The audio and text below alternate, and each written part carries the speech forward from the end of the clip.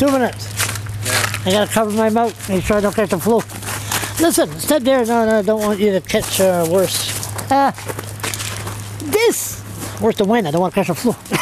Where's the, how come they just stand up and say, okay, Liberals, no problem, we'll sign whatever you want, anything that helps. What's going on in there? Look, if people were to know and understand the workings of the legislature, as an example, the common motion that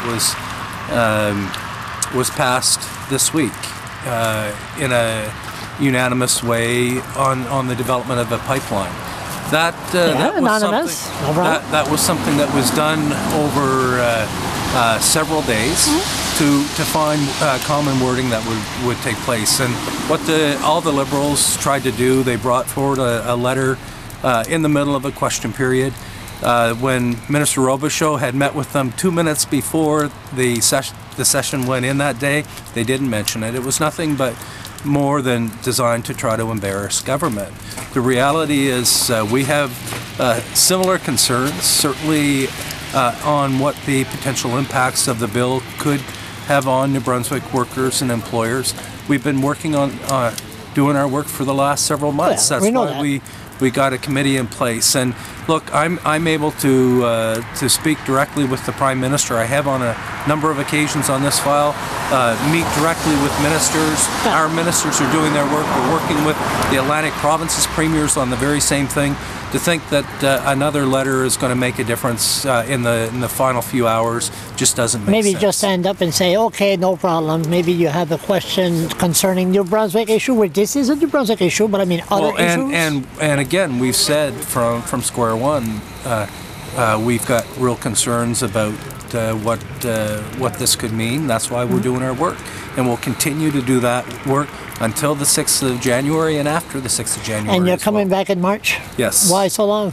Well, it's the normal process in terms of the legislature. So there's a session in the fall and a session again in the spring, which normally would be started with the presenting of the budget. The National said it was shorter than these guys. I'm not counting. It was a normal session, which we passed 18 bills, including significant changes in local government, property taxation, which will benefit many changes, which will benefit many New Brunswickers as well.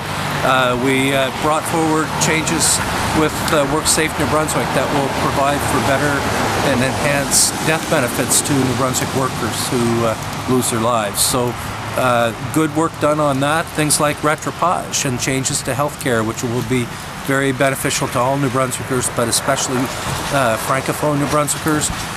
There were reports that we've received on the future of senior care in New Brunswick and things like prescription drug programs. Yeah, how's that going?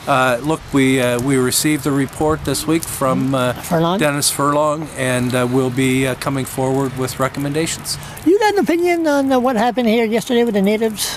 That's right. You're in charge of Aboriginal Affairs, and look, in terms of people having the right to protest, they certainly do it, and that's one of the positive things of living in a democracy. And people have the right to raise their concerns. That's why they were here protesting changes that the federal government are making. I'm pleased with the work that we're doing with First Nations communities in New Brunswick.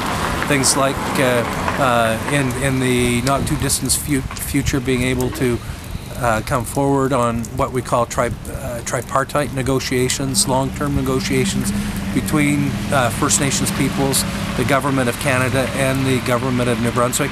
Work we're doing in education, work that is going on in economic development in communities as well. So but Bill C-45, ain't you concerned about that?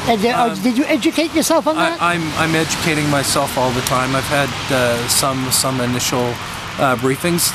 And again, this is a federal bill that's coming forward, and I respect that the First Nations peoples are taking this opportunity to raise people's concerns. If Stephen Harper gets his own way, can they just go in there, put a pipeline through the reserve, and no environment impact assessment? Do you know? That's not for I'm not, I'm not a legal mind on that perspective. What I can say, if I look at the work that we're doing in New Brunswick as an example, moving forward with a tripartite process, one of the very positive things that has been approved as part of that is actual consultative processes which are legitimate, which allows First Nations to have that voice that they need. One more thing, I'll let you go. Any chance of this bicycle helmet any change? Look, I've sent the information on. You said that 2 months ago. I know, but I have Charles. You have, I know. And I haven't had a briefing since then. So we'll see. Maybe you have an update in March. I'm sure you'll ask me again. Oh, you touched me. That's it. I got the flu. Thank you.